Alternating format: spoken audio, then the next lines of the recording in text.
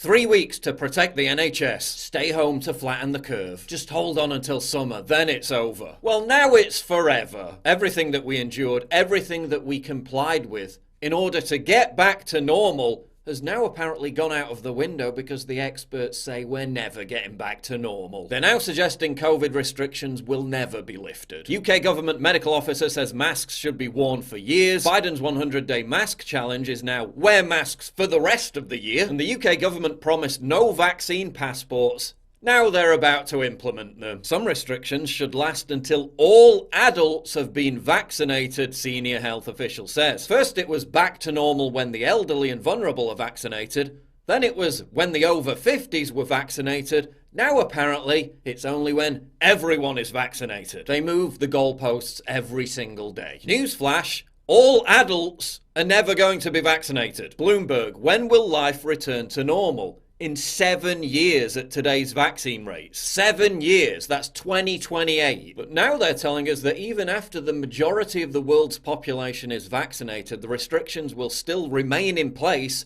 because of new mutant variants and new viruses. We were also assured by governments that they wouldn't impose mandatory vaccinations. Now they're saying, well, they're not going to be mandatory. You just won't be able to have a job, travel, or buy things without one. But they're not mandatory. Suitcase, check.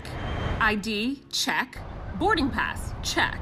But do you have your vaccination passport? It could be the new standard in traveling. Quite simply is it will be required. No jab, no job. No injection, no individual right to mobility. Early models will likely be physical, like these created by award-winning scientist and inventor Isaac Daniels. This is the e-vaccine, which is electronic vaccine passport. You know that little white card that you get after your vaccination? Well, the same information goes into here. When you got your first dose, which one you got, and the date.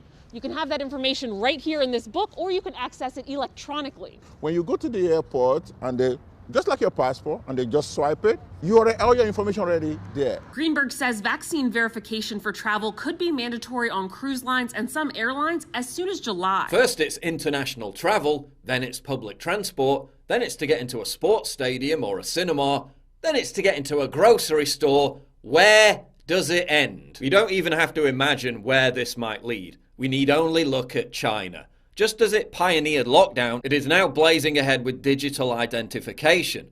A health colour code exists. Green allows a person to move around freely, enter offices and shops and take public transport. Yellow or red will deny them entry. The code is based on location data taken from individuals' phones as well as self-reported information. Data is also shared with the police. We need to further harmonise policies and standards and establish fast tracks to facilitate the orderly flow of people, said President Xi Jinping, as he called for a global mechanism to enable international travel. Rolling lockdowns are also here to stay. That's the precedent that we allow to be created. Every time there's a single COVID case in the entire state of Victoria, Australia, they lock down the entire territory for days. This is part of a new approach called Zero COVID, where instead of learning to live with the virus as humans with functioning immune systems have done for our entire biological history, it now must be eliminated completely. But that's only feasibly possible in remote places like New Zealand, where they can impose strict border controls. They're never going to close the borders in Europe, so we're never going to reach zero COVID.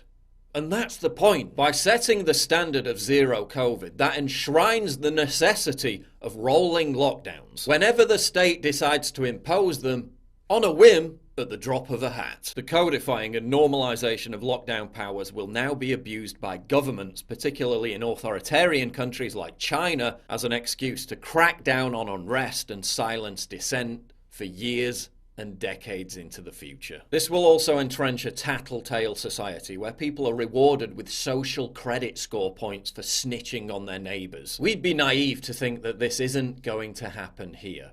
It already is. We gave them an inch and they took a mile.